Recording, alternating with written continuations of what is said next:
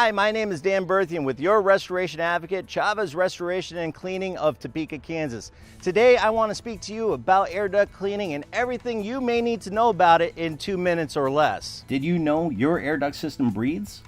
Think of an air duct system as your home's lungs. Most of the contamination that is suspended within the indoor air will become filtered out or be trapped within your air duct system. There are 4 components necessary for proper air duct system cleaning: creation of access, proper suction,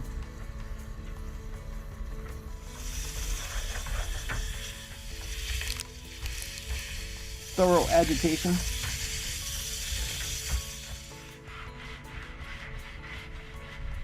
and high volume collection. Within your air ducts, layers upon layers of contamination can and will become encrusted throughout the system. This contamination may include dust and dust mites, pet fur and dander, or even bacteria and mold.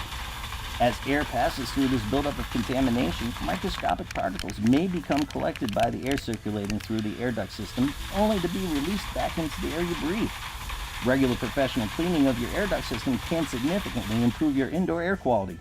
Even though many other companies offer air duct cleaning as a service, can you be confident that they will do a thorough job?